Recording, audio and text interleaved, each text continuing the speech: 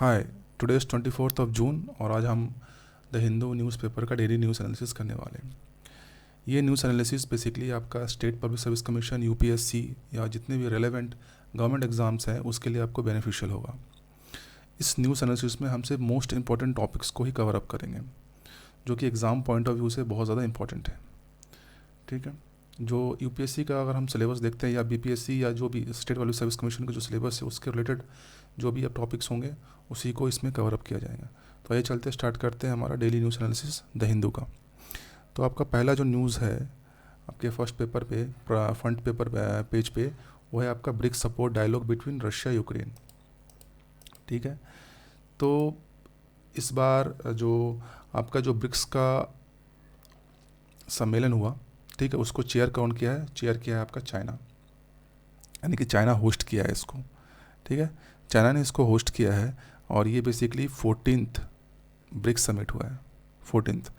ठीक है, तो इसमें प्रधानमंत्री मोदी ने बोला है कि प्रैक्टिकल कोऑपरेशन ऑफ ग्रुपों का प्रैक्टिकल कोऑपरेशन की बात कही है प्रधानमंत्री मोदी ने। तो उन्होंने बोला है बेसिकली प्रधानमंत्री मोदी ने कि जो ब्रिक्स का जो गवर्नेंस है बेसिकली हमारा ब्रिक्स में आपके देश हैं, 5 देश हैं। पहला है आपका ब्राज़ील, रशिया, इंडिया और चाइना, और नेक्स्ट है आपका south Africa. South Africa basically 2010 में इसमें इंटर हुआ था, लेट है ना। ठीक है, तो प्रधानमंत्री मोदी ने बोला बेसिकली कि जो ब्रिक्स का गवर्नेंस है वो आपका सिमिलर है आपका ग्लोबल इकॉनमी के गवर्नेंस के थ्रू। जो भी ग्लोबल इकॉनमी है उसका जो गवर्नेंस है और जो ब्रिक्स नेशन का गवर्नेंस है वो लगभग सिमिलर है। तो उन्होंने बोला है, प्रधानमंत्री मोदी ने प्रैक्टिकल कोऑपरेशन बोला है ना। ब्रिक्स नेशन के बीच में प्रैक्टिकल कोऑपरेशन बोला। किस किस बीच में प्रैक्टिकल कोऑपरेशन होगा? न्यू डेवलपमेंट बैंक जो कि ब्रिक्स कंट्री का ही एक बैंक है जिसका नाम है न्यू डेवलपमेंट बैंक। इसका फाइनेंशियल आर्किटेक्चर में आता है। दूसरा बोला है उन्होंने सैटेलाइट एग्रीमेंट के बारे में बात की है। कोविड रिसर्च और डेवलपमेंट सेंटर जो साउथ अफ्रीका में लगने वाला है उसकी बात कही है, और mutual recognition of pharma products. ठीक है, तो ये सारी मुद्दों पर प्रधानमंत्री मोदी ने बात कही है उन्होंने। ठीक है, ब्रिक्स नेशन पे। तो आइए चलते थोड़ा सा ब्रिक्स के बारे में जान लेते हैं, डिटेल स्टडी कर लेते हैं कि ब्रिक्स है क्या एक्चुअली में।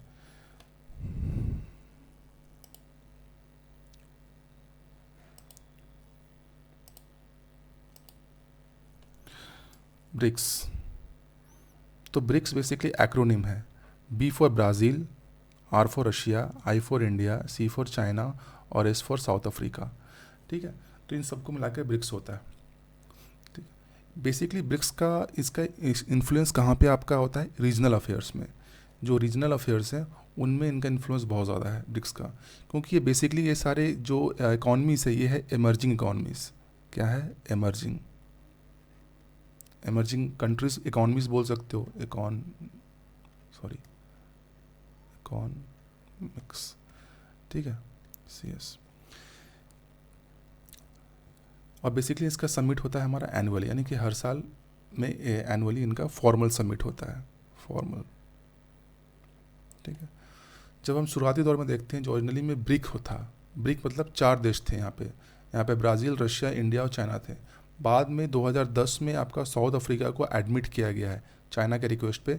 चाइना ने इस पर प्रपोजल दिया था साउथ अफ्रीका को एडमिट करने के लिए। बाकी जितने भी नेशंस थे, चारों नेशंस ने उसमें एग्री किए कि हाँ ठीक है, साउथ अफ्रीका को एडमिट किया जा सकता है, तो उन्होंने एडमिट किया था। अभी ये ब्रिक्स हो गया है, ब्रिक्स, BRICS।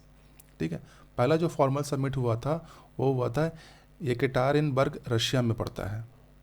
यहाँ पे पहली बार फॉर्मल समिट हुआ था, येकेटेरिनबर्ग रशिया में है। अभी इसका जो हेडक्वार्टर है आपका शंघाई में है, जिसको ब्रिक्स ब्रिक्स टावर के नाम से जानते हैं ना। यहाँ से भी आपके क्वेश्चंस पूछ देता है, वन लाइनर क्वेश्चंस भी आपका स्टेट पब्लिक सर्विस कमीशन में पूछ देगा आपको कि ब्रिक्स जो है जो रीजनल अफेयर्स करता है, ठीक है, इसका जो बहुत इन्फ्लुएंस है रीजनल अफेयर्स में, तो इसका हेडक्वार्टर कहाँ पर है? इसका हेडक्वार्टर है शंघाई में। इसका नाम है हेडक्वार्टर का? BRICS tower. ठीक है, समिट इसका एनुअली होता है, फॉर्मल समिट होता है। इसमें 5 देश हैं, Brazil, Russia, India, China, south Africa. ठीक है, पहला समिट येकेटेरिनबर्ग रशिया में हुआ था। ठीक है, इसका जो फाइनेंशियल आर्किटेक्चर देखते हैं तो किस तरह से ये काम करता है बेसिकली, तो इसके पास 2 है। एक है न्यू डेवलपमेंट बैंक, जिसको हम लोग ब्रिक्स डेवलपमेंट बैंक भी बोलते हैं, और दूसरा हो गया ब्रिक्स कंटिजेंट रिजर्व अरेंजमेंट।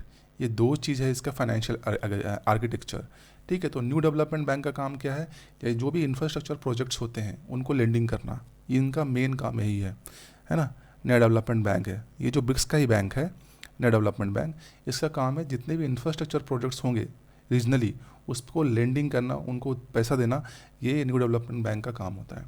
और दूसरा है आपका ब्रिक्स कंटिजेंट रिजर्व अरेंजमेंट। ये क्या करता है, ये बहुत इंपॉर्टेंट चीज़ है, ये क्या करता है, आपको प्रोटेक्ट करता है आपको against the global liquidity pressure. क्योंकि ये सारे जो कंट्रीज़ हैं ब्रिक्स में, सारे इमर्जिंग आपके कंट्रीज़ है, बेसिकली ये इकॉनमीज़ हैं। ठीक है, तो इनमें कैसा होता है, लिबरलाइज करने के चक्कर में इनके जो करेंसी है उसको डीवैल्यू किया जाता है। ठीक है, क्योंकि ग्लोबली जितना भी लिबरलाइजेशन के कारण क्या हो रहा है, इनके जो कंट्रीज़ को आपको डीवैल्यू किया जाता है, और उस लिक्विडिटी के प्रेशर में, ग्लोबल लिक्विडिटी प्रेशर को प्रोटेक्ट, उसको बचाने के लिए, उससे लड़ने के लिए एक ब्रिक्स कंटिजेंट रिजर्व अरेंजमेंट बनाया गया है। ठीक है, इसको ये भी बोला जाता है कि ये आपका IMF है ना, उसके अगेंस्ट, उसके मतलब बोल रहे तो एक पैरेलल है। ठीक है, मतलब IMF बेसिकली ज़्यादा फोकस्ड करता है डेवलप नेशन को, और ब्रिक्स जो आपका है, ये जो ब्रिक्स कंटिजेंट रिजर्व अरेंजमेंट है, ये आपका फोकस करता है हमारा एमर्जिंग कंट्रीज़ को। ठीक है, तो इस बार का जो 14वां जो आपका 14th जो ब्रिक्स समिट हुआ 2022 में, रिसेंटली जो अभी हुआ, इसको होस्ट किसने किया, चाइना ने किया। ठीक है, और जो 15 होने वाला है 2023 में, ठीक है, उसको साउथ अफ्रीका होस्ट करेगा। ठीक है, तो यहाँ तक था ये ब्रिक्स के बारे में। नेक्स्ट हमारा जो इम्पोर्टेंट न्यूज़ है, सारे पॉलिटिकल न्यूज़ को हम लोग स्किप करते हैं। ठीक है, क्योंकि वो हमारे काम का नहीं होता कभी भी, और वो सारी न्यूज़ ही कवर अप किए जाएंगे जो कि एग्ज़ाम में आने के चांसेस इसका बहुत ज़्यादा होता है।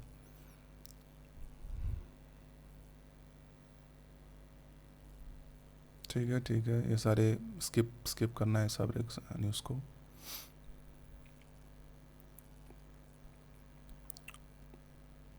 यहाँ भी नहीं है, इस पेज में भी नहीं है कुछ।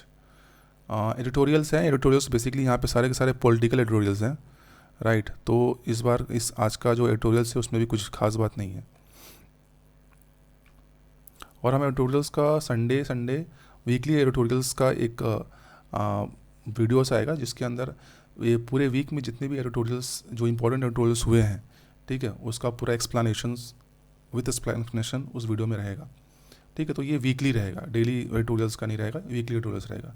डेली से आपका डेली न्यूज़ एनालिसिस होंगे, और हर वीक में एक 5-6 एडिटोरियल्स का एक एक्युमुलेशन रहेगा बेसिकली, जिसमें जो भी इंपॉर्टेंट, जो हमारे UPSC या स्टेट पब्लिक सर्विस कमीशन में जिसका आने के चांसेस बहुत ज़्यादा है, उसी एडिटोरियल्स को यहाँ पे एनालिसिस किया जाएगा उसको।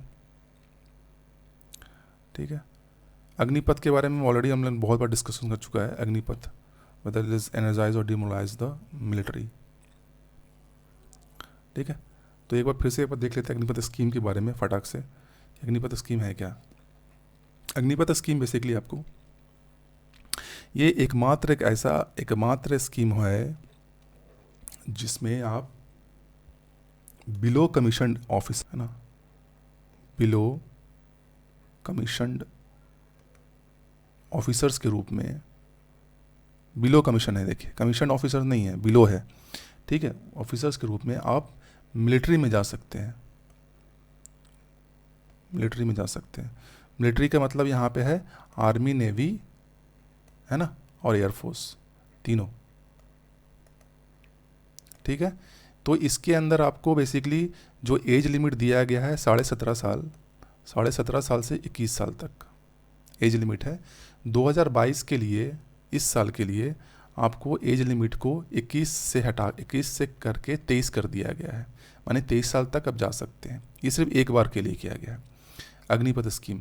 अग्निपथ स्कीम के अंदर जो रिक्रूट हायर किए जाएंगे उनको बोला जाएगा अग्निवीर। अग्निवीर ये एक नया मिलिट्री रैंक होने वाला है। ठीक है, इनको 4 साल के लिए लिया जाएगा, 4 साल। 4 साल को डिवाइड किया गया है 2 भागों में। एक है 6 महीना, ठीक है, 6 महीना का आपको ट्रेनिंग दिया जाएगा, और 3.5 साल का आपको, है ना, ड्यूटी पे डाला जाएगा। मतलब आपका डेवलपमेंट है, आपका डिप्लॉयमेंट जिसको बोल सकते हैं, डिप्लॉयमेंट रोल है 3.5 साल का। 4 साल के बाद 4 साल के बाद आपको क्या किया जाएगा, है ना, 25% को परमानेंट कर दिया जाएगा, permanent, depend upon their performance की बेसिस पे उनको 25% परमानेंट कर दिया जाएगा। और उनको जैसे जो ओल्ड में जैसे मिलता था, उनको जो भी पेंशन्स मिलते थे या जो भी सुख सुविधाएं मिलते थे, ठीक है, वो सारे उनको मिलेंगे। लेकिन जो 75% जो बच जाएंगे, ठीक है, उनको एक सेवानिधि पैकेज के थ्रू, सेवानिधि पैकेज के थ्रू, ठीक है, लगभग 11.71 लाख का एक लमसम अमाउंट दे दिया जाएगा उनको, बाकी जो 75% वाले को। और इनको कोई पेंशन भी नहीं मिलेगा, नो पेंशन, ठीक है, कोई पेंशन वेंशन उनको को मिलने वाला नहीं है, ठीक है। 75% वाले को, सिर्फ 25% वालों को जो कि उनको परमानेंट कर दिया जाएगा, और जो परमानेंट हो जाएंगे उनको जैसे पहले जो भी मिलता था उनको वो सारे सुख सुविधाएँ उनको मिलेंगे, ठीक है। ये हो गया आपका। इसमें आपको बेसिकली मेल एंड फीमेल दोनों है, ठीक है, मेल प्लस फीमेल दोनों के लिए ये बेसिकली। ये आपका अग्निपथ स्कीम, इसमें अग्निवीर्स होंगे, ठीक है, अग्निवीर्स को लिया जाएगा 4 साल के लिए, ठीक है, बोथ मेल एंड फीमेल। 25% को परमानेंट किया जाएगा, 75% को आपको रिटायर कर दिया जाएगा सेवानिधि पैकेज के थ्रू, 11.71 लाख, और आपको कोई पेंशन भी आपको नहीं मिलेगा। अभी फ़िलहाल करीब 40,000 लेने वाले हैं अग्निवीर्स को, ठीक है, 1 साल के अंदर 2 बैच मिलेंगे। तो हर साल इसका 2 बार इसका वैकेंसी निकलेगा, ठीक है, 2 टाइम इसका वैकेंसी निकलने वाला है। लेकिन 1 साल के अंदर इस बार का टारगेट रखा गया 40,000 रिक्रूट्स को, ठीक है। और अभी क्योंकि इतना ज़्यादा डेमोन्स्ट्रेशन हुआ और वायलेंट प्रोटेस्ट होने के कारण, ठीक है, अभी सरकार ने क्या किया है कि इस अग्निपथ स्कीम के तहत जो भी 75% जो रिटायर हो जाएंगे सेवानिधि पैकेज के साथ साथ, उनको जैसे CAPF हो गया, है ना, CAPF हो गया, और जो आपका हो गया असम पुलिस, है ना, इनमें भी आपको प्रायोरिटी बेसिस पे लिया जाएगा। साथ ही साथ बहुत सारे राज्य सरकारें भी, है ना, उन लोग भी आपके 75% में से जो भी बच्चे हैं, जो भी रिक्रूट्स होंगे, रिटायर्ड हो जाएंगे, उनको भी प्रायोरिटी बेसिस पे, है ना, उनको भी जॉब पे लिया जाएगा, ऐसा सरकार ने बोला है, ठीक है। तो यहाँ तक हमारे लिए हमारे काम का चीज़ इतना ही था। दूसरा है हमारा इम्पॉर्टेंट है आपका, मतलब थोड़ा सा उसकी जानकारी रखना ज़रूरी है, द प्रॉब्लम्स प्लॉजिंग and the thermal power generators, ठीक है। तो हमारा जो थर्मल पावर जनरेटर्स है उसमें क्या प्रॉब्लम्स आ रही है ये देखने की ज़रूरी है। बेसिकली क्या हो रहा है हमें कि जो हमारा डिमांड सप्लाई गैप हो चुका है, जो कोल का जो डिमांड सप्लाई डिमांड है, ठीक है, उसमें गैप है, ठीक है।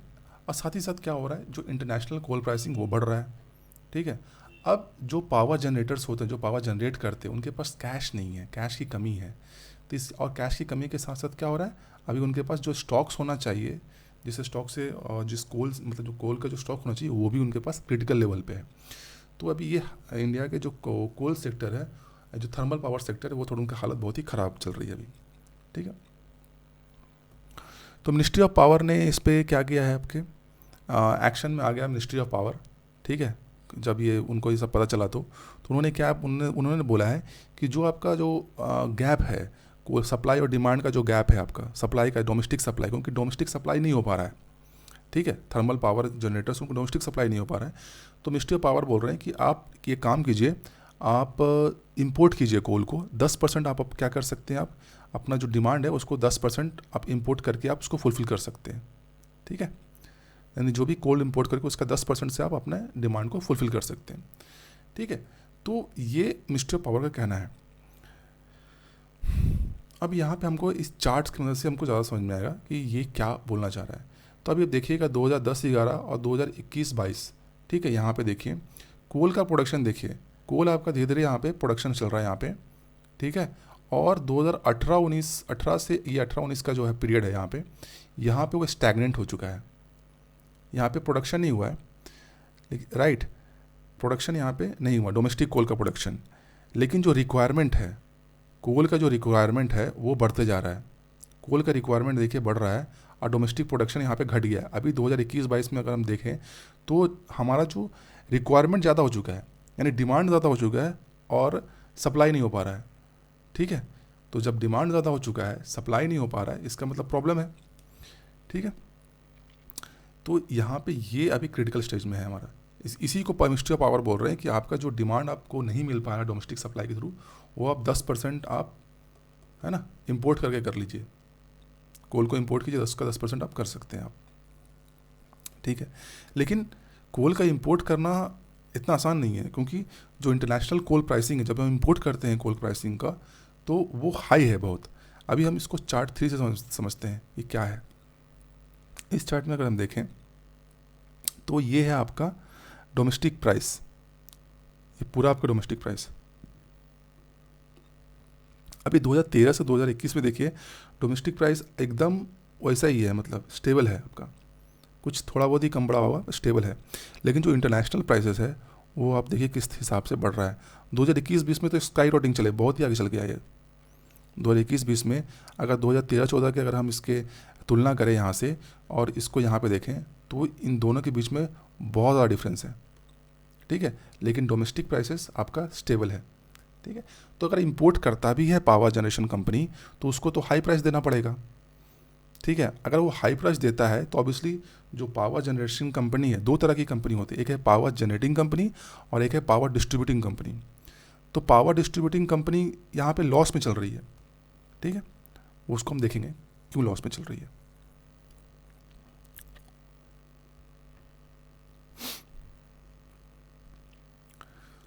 ठीक है, अभी ये हम देख लिए वहाँ पे। ठीक है,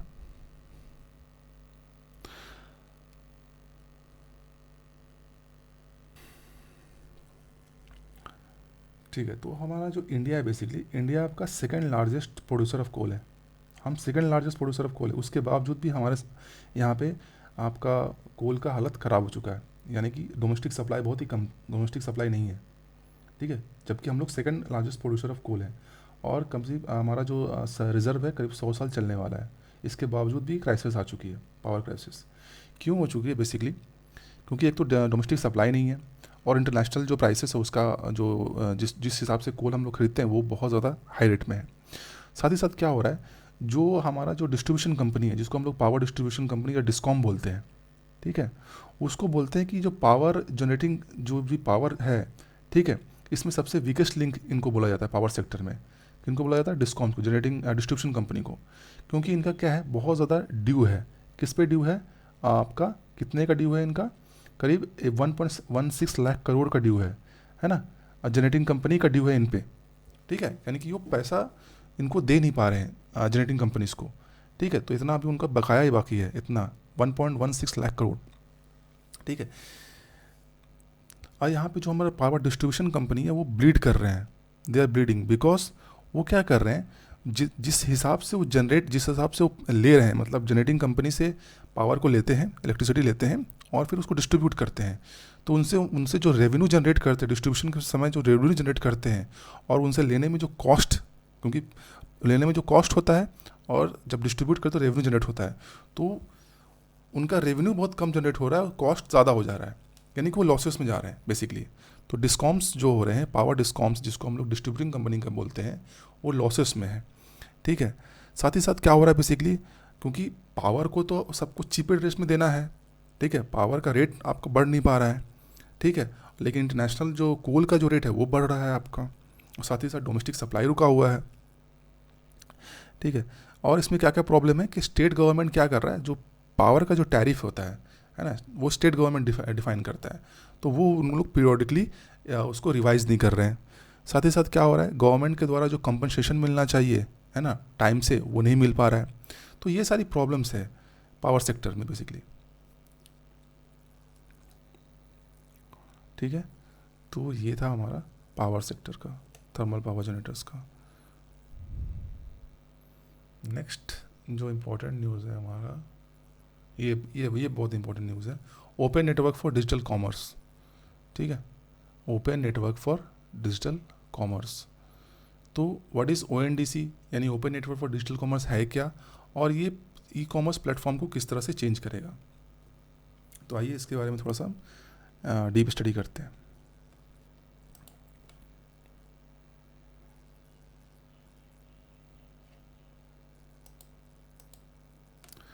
open network for digital commerce basically ये नॉट फॉर प्रॉफिट ऑर्गेनाइजेशन है, नॉट फॉर प्रॉफिट ऑर्गेनाइजेशन, ठीक है।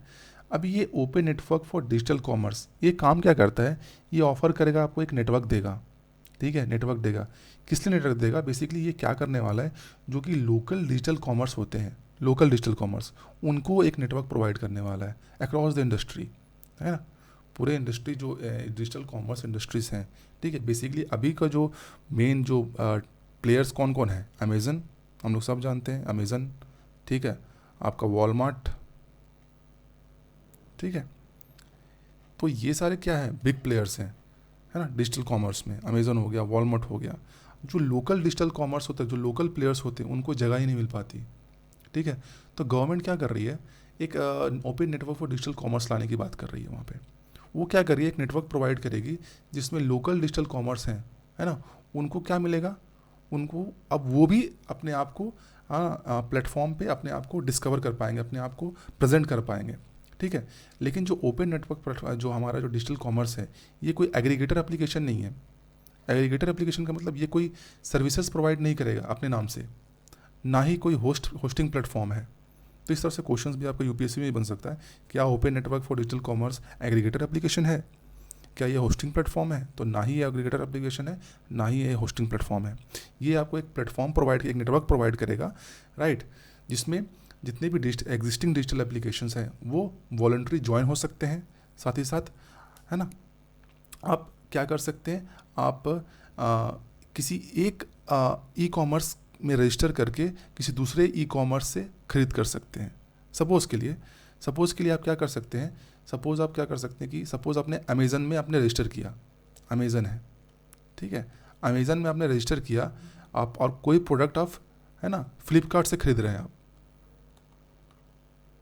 आपको एक प्रोडक्ट पसंद आया फ्लिपकार्ट का, आप अमेज़न में रजिस्टर करके फ्लिपकार्ट से खरीद रहे हैं, और भी ऐसा भी हो सकता है फ्लिपकार्ट से रजिस्टर करके अमेज़न से खरीद रहे हैं, ठीक है। तो इस तरह से एक नेटवर्क तैयार होने वाला है, और इसके अंदर बहुत सारे प्लेयर्स रहेंगे और वो वॉलंटरी होंगे।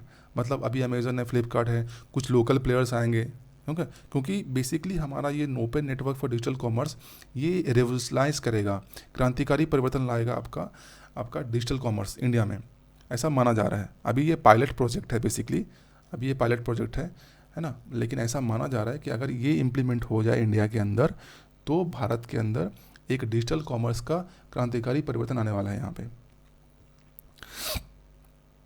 तो इसमें जितने भी डिजिटल एप्लीकेशन होंगे वो वॉलंटरी चूज़ करेंगे, किसी को ऐसा कोई फोर्सफुली नहीं आपको चूज़ करना है ही नहीं, पार्ट और इसका पार्ट होना है या नहीं होना है, राइट।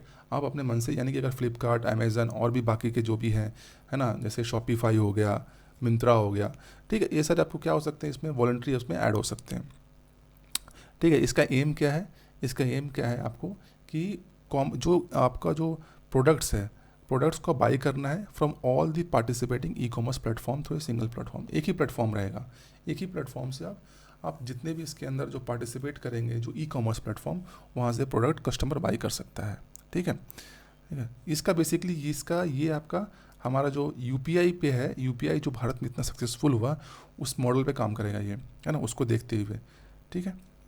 तो बेसिकली इसका ज़रूरत ही क्यों पड़ा हमको, why what let the formation of ONDC, ये जो आपका जो ONDC है हमारा open network for digital commerce, इसका फॉर्मेशन की ज़रूरत पड़ा ही क्यों। बेसिकली ये देखा गया क्योंकि जो डिमांड है भारत के अंदर, जो डिमांड है और उसको सप्लाई करने का जो लोकल रिटेल सिस्टम है, उनका डिफरेंस बहुत ह्यूज है।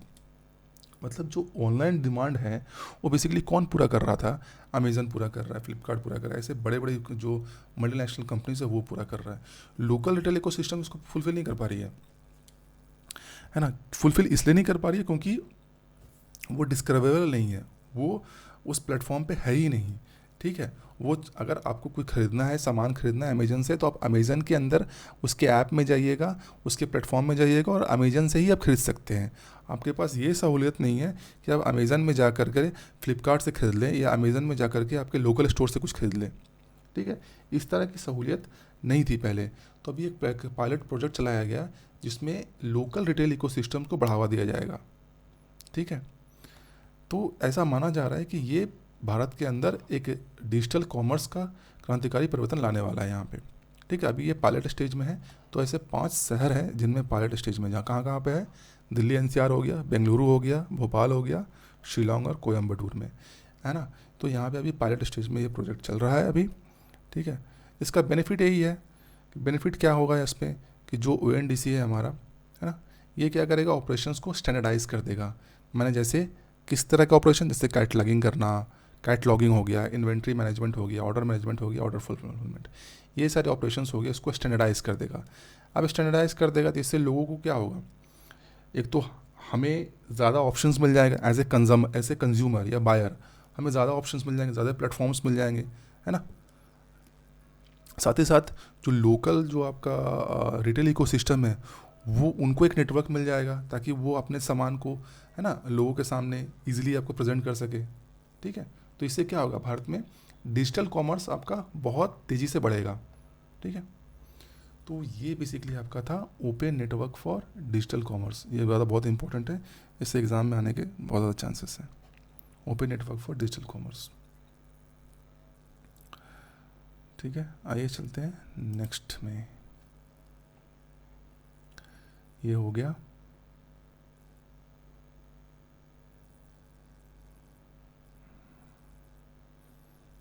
शॉर्ट न्यूज़ में है कि वन लाइनर है basically, x Punjab DGP Dinkar Gupta इस न्यू NIA चीफ, ठीक है। तो वन लाइनर में पूछ सकता है कोई भी स्टेट पब्लिक सर्विस कमीशन में कि दिनकर गुप्ता जो कि पंजाब का एक्स पंजाब DGP थे, अभी वो NIA के चीफ बने हैं नए, दिनकर गुप्ता, ठीक है।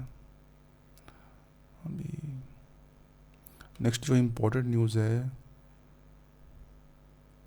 नेक्स्ट इम्पोर्टेंट न्यूज़, हाँ, groups want new order on the MNREGA workers revoked.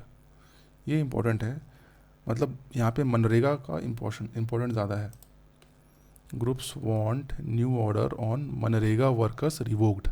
तो ये मनरेगा, अभी इस मनरेगा ये बहुत ज़्यादा इंपॉर्टेंट है, ये आपको डायरेक्ट आपके एग्जाम में आ सकता है इस तरह से क्वेश्चन। तो मनरेगा, MG नरेगा, ठीक है, MG NREGA, Mahatma Gandhi national rural employment generation guarantee act 2005। तो इसके बारे में थोड़ा हम जान लेते हैं, MG नरेगा क्या है।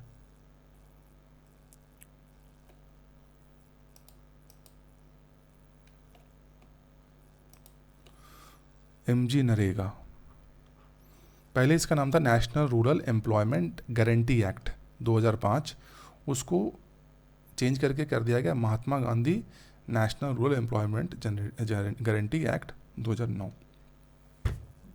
ठीक है। इसका एम क्या है, राइट टू वर्क, सबको काम देने का अधिकार, सबका काम करने का अधिकार है ना, सबको काम करने का अधिकार है, तो उसको गारंटी करता है ये एक्ट, ठीक है। तो यहाँ से एक क्वेश्चन पूछ सकता है, क्या Mahatma Gandhi national rural employment guarantee act right to work को गारंटी करता है, प्रमोट करता है? Yes, right to work. इसमें बेसिकली क्या दिया जाता है आपको, इसमें आपको लिवलीहुड सिक्योरिटी यानी कि जीवन यापन करने का जो सिक्योरिटी है वो कहाँ दिया जाता है, रूरल एरियाज़ में। ये भी ध्यान देने की बात है, रूरल एरियाज़ के अंदर आपको लिवलीहुड सिक्योरिटी प्रोवाइड करता है, कम से कम 100 दिन का, 100 दिन, मिनिमम 100 दिन का आपको प्रोवाइड करेगा, ठीक है। और इसमें क्या होना चाहिए, एक मेंबर, कम से कम एक मेंबर, एटलीस्ट एक मेंबर आपका हर एक हाउस होल्ड से, यानी हर एक फैमिली से करीब मिनिमम एक मेंबर आपको इसमें पार्टिसिपेट कर सकते हैं, जो कि एडल्ट होना चाहिए। और वो क्या करेंगे, अनस्किल्ड मैनुअल वर्क होगा, है ना, स्किल्ड मैनुअल वर्क नहीं होगा, अनस्किल्ड होगा, ठीक है। ये भी इंपॉर्टेंट चीज़ है, अनस्किल्ड है इसमें। तो यानी कि 100 दिन का आपको जॉब दिया जाएगा मिनिमम, है ना, हर एक फैमिली में से एक मेंबर तो आपको अलाउ किया जाएगा और उनको अनस्किल्ड मैनुअल वर्क दिया जाएगा, ठीक है। और साथ ही साथ जो वुमेन होंगे, अगर आप महिला हैं तो आपको कम से कम 1/3 जॉब आपका गारंटी है, एमजी नरेगा के अंतर्गत जितने भी जॉब हैं उनका 1/3 जॉब वुमेंस के लिए आपको गारंटीड रखा गया है। तो इसका दूसरा एम भी है आपका एमजी नरेगा का कि ये एसेट बनाता है ना, क्योंकि इसमें जो काम होते हैं वो अनस्किल्ड मैनुअल वर्क होते हैं। तो किस तरह के काम होते हैं इसमें? काम होते हैं रोड बनाना हो गया, आपका नहर बनाना हो गया, कुआं बनाना हो गया, है ना। तो इस तरह के जो काम होते हैं जिसको बोलते हैं ड्यूरेबल एसेट्स, तो ये सारे चीज़ क्रिएट होता है यहाँ पे, पॉन्ड, रोड्स, कैनाल, वेल्स, है ना, ये सब बनाते हैं। ठीक है, इसमें 100 दिन का एम्प्लॉयमेंट दिया जाएगा और जो भी एप्लीकेंट होगा, यानी कि जो बोलेगा कि हाँ मुझे ये काम करना है, तो उसको, है ना, एक फॉर्म भराया जाता है, तो उसको 5 किलोमीटर के रेडियस के अंतर्गत ही काम दिया जाता है। ये भी इम्पोर्टेंट है। ठीक है, 5 किलोमीटर के रेडियस के अंतर्गत ही उसको काम दिया जाएगा। अगर उसका काम 15 दिन के अंदर उसको नहीं प्रोवाइड किया गया काम, है ना, अगर उसको 15 दिन के अंदर उसको काम प्रोवाइड नहीं किया गया तो उसको अनएम्प्लॉयमेंट अलाउंसेस भी मिलेगा आपको, यानी कि आपको काम आपको मिलना ही मिलना है। अगर काम नहीं मिला तो आपको अनएम्प्लॉयमेंट, यानी आपको काम नहीं मिला तो आपको अलाउंसेस भी मिलेगा आपको। ठीक है, और ये काम बेसिकली इम्प्लीमेंट कौन करवाता है? ग्राम पंचायत करवाता है। ठीक है, तो हमको ये भी जानना ज़रूरी है कि ये काम इम्प्लीमेंट कौन करवाता है? ग्राम पंचायत काम करवाता है। तो ये एमजी नरेगा जो Mahatma Gandhi national rural employment guarantee act है, ठीक है, ये किस हिसाब से आपके कॉन्स्टिट्यूशन के अंदर इसको किस तरह से उसको अडेयर करता है, यानी कि कैसे उसको पालन करता है भारतीय संविधान के अंतर्गत। तो ये अगर हम इसको देखें डीपीएसपी है ना, direct principle of state policy. तो direct principle of state policy जो पार्ट फोर्थ है आपका, है ना, पार्ट 4 है आपका कॉन्स्टिट्यूशन का, है ना, पार्ट कहाँ गया? Part 4 of constitution. ठीक है, अब इसके अंतर्गत किस तरह से ये आर्टिकल्स जो हमारे दिए हुए हैं डीपीएसपी के अंतर्गत उसको किस तरह से ये फुलफिल करता है। तो पहला आर्टिकल अगर हम देखें कि आर्टिकल 41, मैं यहाँ पे शॉर्ट में ही लिख दे रहा हूँ, आर्टिकल 41। ठीक है, तो आर्टिकल 41 क्या बोलता है कि ये स्टेट को बोलता है, डीपीएसपी है तो आप इसको आपको मतलब इस पे ये आपका बाध्य नहीं है। ठीक है, मतलब ये जुडिशरी के द्वारा इसको इन्फोर्सेबल नहीं होगा, है ना, ये डीपीएसपी है, ये आपके गवर्नमेंट पे आपके मोरल ऑब्लिगेशन है, यानी कि नैतिक आपका जो है नैतिक, अब इसको ले सकते हैं, इस पे स्टेट बाध्य नहीं होता इसको फोर्स करने के लिए, लेकिन हाँ उनकी नैतिक जिम्मेदारी तो होती है। तो ये नैतिक जिम्मेदारी के लिए यहाँ पे आर्टिकल 41 एक उस आर्टिकल 41 में क्या बोलता है कि स्टेट हमारा जो है, स्टेट को डायरेक्ट करता है कि आप जितने भी सिटीज़न हैं भारतीय उनको राइट टू वर्क सिक्योर कीजिए। तो यानी कि यहाँ पे सिक्योर मैं लिख देता हूँ शॉर्ट में, सिक्योर राइट टू वर्क। ठीक है, ये स्टेट का काम है, स्टेट का काम है आपको, स्टेट मैंने यहाँ पे लिखता हूँ स्टेट का काम है कि जितने भी भारतीय सिटीज़न, ठीक है, उनको राइट टू वर्क सिक्योर करने का काम है, आर्टिकल 41। और हमारा एमजी नरेगा ही है ना, NREGA.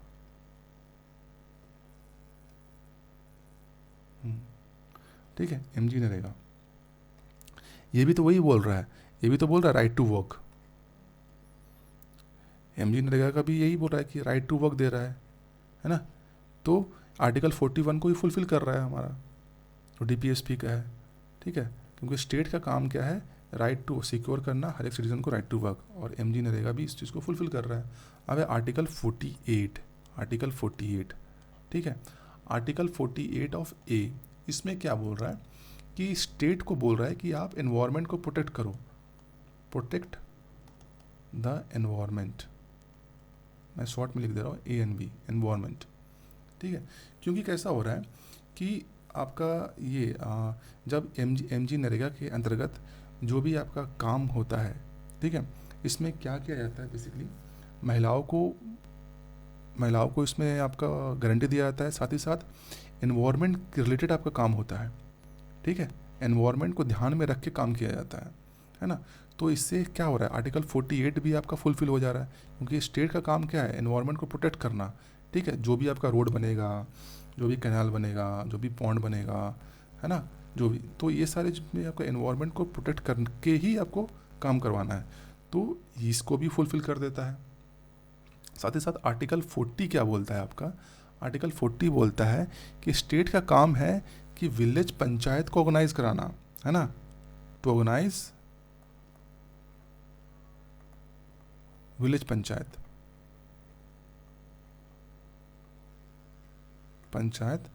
And give necessary mandatory या नेसेसरी, मैं नेसेसरी लिख देता हूँ, नेसेसरी पावर्स या फंक्शंस, ठीक है ना, to unit as a self government, to function as a self government, to function as a self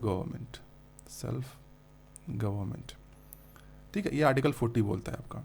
ये डीपीएस, ये तीनों इंपॉर्टेंट आर्टिकल्स है, आर्टिकल 41, आर्टिकल 48, आर्टिकल 40। आर्टिकल 40 बोलता है कि ये स्टेट का काम है कि विलेज पंचायत को ऑर्गेनाइज करे और उनको नेसेसरी पावर दे ताकि वो एज ए सेल्फ गवर्नमेंट के यूनिट की तरह काम कर सके।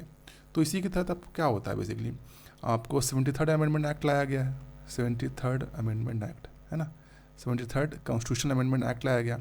इसके तहत क्या किया गया कि पंचायत करके एक पंचायत, अगर हम पंचायत करके एक ऐड किया गया, ठीक है, पंचायत, हाँ, पार्ट 9 में पंचायत, उसमें क्या हो गया, ग्राम पंचायत को क्या गया, नेसेसरी उनको पावर दिया गया। तो उसी तरह से इसमें क्या हो रहा है, एमजी नरेगा के तहत जो भी आपका ये वर्क होगा, जो भी कामकाज होगा, ठीक है, वो कौन देखेगा, ग्राम पंचायत देखेगा, ठीक है। तो आर्टिकल 40 को भी फुलफिल कर रहा है।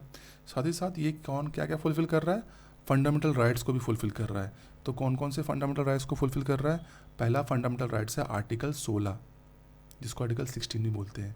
ये क्या बोल रहा है, right to equality of opportunity, है ना, equality of opportunity in public employment, ठीक है। यानी कि एमजी नरेगा क्या दे रहा है, 100 दिन का काम दे रहा है आपको, ठीक है, 100 दिन का मिनिमम काम दे रहा है। तो अब इसमें इक्वल है, इसमें कोई भी इसमें स्टेट आपको डिस्क्रिमिनेट नहीं कर सकता, है ना, रीजन, कास्ट, है ना, रेस, है ना, ये सब पे डिस्क्रिमिनेट नहीं कर सकता। यानी कि आपको right to equality of opportunity in public employment को भी, फंडामेंटल राइट को भी फुलफिल कर रहा है एमजी नरेगा। साथ ही साथ आर्टिकल 21 को भी फुलफिल करता है, right to life and personal liberty, इसको भी फुलफिल करता है। क्योंकि बेसिकली किनको ये एम्प्लॉयमेंट दिया जा रहा है, रूरल एरियाज़ में रहने वाले आपके लोगों को, पॉपुलेशंस को। तो इसमें वुमेंस भी हो गए हैं, इसमें वहाँ के एससी हो गए, एसटी हो गए, बेसिकली रूरल एरियाज़ में रहते हैं, उनको अपलिफ्टमेंट करा रहे हैं। तो उनका जो, और इसमें किस तरह के जॉब्स दिए जाते हैं, अनस्किल्ड मैनुअल वर्क है, अनस्किल्ड है, राइट, पर इसमें जैसे आपके रोड बनाने हो गए, कैनाल हो गए, पॉन्ड्स हो गए, वेल्स हो गए, ठीक है। तो इसमें एक रेस्पेक्टेबल जो उनका जो मिनिमम वेज है वो दिया जाता है, मिनिमम वेज देने का आपका प्रावधान है, ठीक है। तो उनका लाइफ और पर्सनल जो डिग्निटी है उसको भी मेंटेन रखा जाएगा, ठीक है। उनको पब्लिक अपॉर्चुनिटी भी दिया जा रहा है, एम्प्लॉयमेंट भी दिया जा रहा है उनको, ठीक है। आपको राइट टू वर्क दिया जा रहा है, एनवायरनमेंट को प्रोटेक्ट किया जा रहा है, और विलेज पंचायत को यानी ग्राम पंचायत को ये पावर दिया जा रहा है कि उसको इम्प्लीमेंट भी करें। तो ये डीपीएसपी और फंडामेंटल राइट के, है ना, कि जो आर्टिकल्स हैं उसको ये मान रहा है या उसको फुलफिल कर रहा है इस चीज़ क्राइटेरिया को। दिस वाई एमजी नरेगा बहुत इंपॉर्टेंट हो जाता है एग्जाम पॉइंट ऑफ व्यू से, है ना। तो एक बार इसको हम फिर से देख लेते हैं, क्या कर रहा है, ये राइट टू वर्क गारंटी करता है, 100 दिन का आपको मिनिमम आपको वर्क प्रोवाइड करेगा, कम से कम एक हाउस होल्ड यानी फैमिली का एक मेंबर को इसमें एडमिशन है इसका, है ना, मिनिमम। और ये अनस्किल्ड वर्क देगा, वुमेंस को 1/3 जॉब गारंटी है। इसमें किस तरह के एसेट क्रिएट किए जाते हैं, पॉन्ड, रोड्स, कैनाल, वेल्स, इस तरह के एसेट बनाए जाते हैं, है ना। 5 किलोमीटर रेडियस के अंतर्गत जॉब देगा, अगर नहीं मिला तो अनएम्प्लॉयमेंट अलाउंस भी दिया जाएगा। बेसिकली इसको इम्प्लीमेंट करने वाला कौन है, ग्राम पंचायत, ठीक है। साथ ही साथ डीपीएसपी के आर्टिकल 41, आर्टिकल 48 ए, आर्टिकल 40 को ये, है ना, फॉलो करता है। साथ ही साथ फंडामेंटल राइट 16 और आर्टिकल 21 को भी ये फॉलो करता है, ठीक है। तो ये यहाँ पे हमारा एमजी नरेगा टोटली ख़त्म हो गया यहाँ पे। नेक्स्ट जो इम्पोर्टेंट न्यूज़ इसमें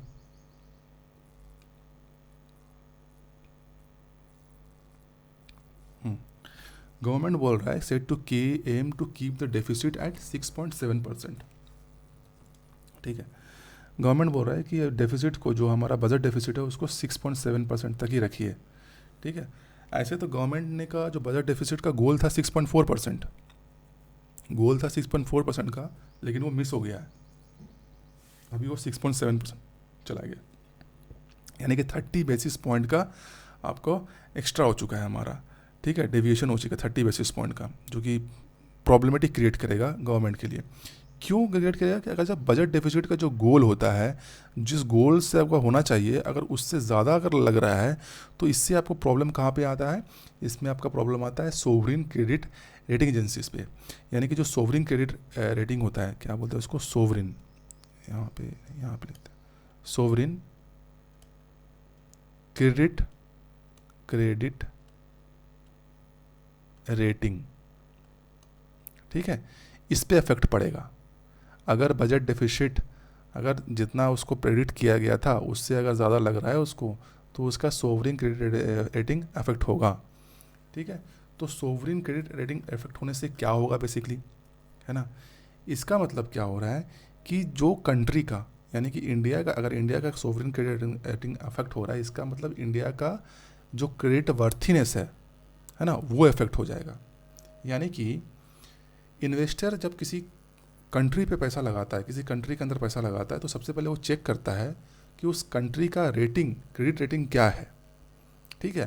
तो क्रेडिट रेटिंग चेक करेगा, कैसे करेगा, इसके लिए कुछ इंडिपेंडेंट क्रेडिट रेटिंग जो बनाते हैं, जैसे हो गया फिच, जैसे हो गया आपका मूडी, तो ये सारे क्या करते हैं, किसी कंट्रीज़ का क्रेडिट रेटिंग बताते हैं। मतलब आपको कंट्री को खुद बोलना पड़ता है ऐसे रेटिंग एजेंसीज को कि आप मेरा रेटिंग कीजिए, तो वो क्या करते हैं, रेटिंग करते हैं।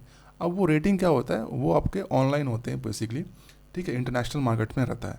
अब इन्वेस्टर क्या करेगा, वो रेटिंग को देखेगा पहले कि अच्छा इस कंपनी का रेटिंग ये है, तो अब इस कंपनी इस कंट्री का रेटिंग ये है, तो इस कंट्री में पैसा इन्वेस्ट करना सही है या नहीं है। अगर रेटिंग ख़राब है या रेटिंग कम है, तो उस कंट्री का डिफ़ॉल्ट होने का चांस बढ़ जाता है, यानी कंट्री जल्दी वो डिफ़ॉल्ट होगा, पैसा पे नहीं कर पाएगी। तो ऐसे कंट्री में इन्वेस्ट करना ही क्यों है। इसीलिए हर कंट्री ये चाहती है कि उनका क्रेडिट रेटिंग हमेशा हाई रहे, यानी हमेशा ऊपर में रहे, ताकि ज़्यादा से ज़्यादा इन्वेस्टर इन्वेस्ट कर सके, और इससे ज़्यादा से ज़्यादा क्या होगा, हमारा फॉरेन डायरेक्ट इन्वेस्टमेंट भी बढ़ेगा, ठीक है। तो ये होता है सोवरिन क्रेडिट रेटिंग, ठीक है। तो अभी फ़िलहाल भारत का जो रेटिंग है, फिच करके है, फिच एक रेटिंग एजेंसी है, वो दे रहा है BBB- दिया है। मैं यहाँ पे लिख देता हूँ BBB- यहीं पे लिख देता हूँ BBB- दिया है, जो कि स्टेबल है, ये स्टेबल है।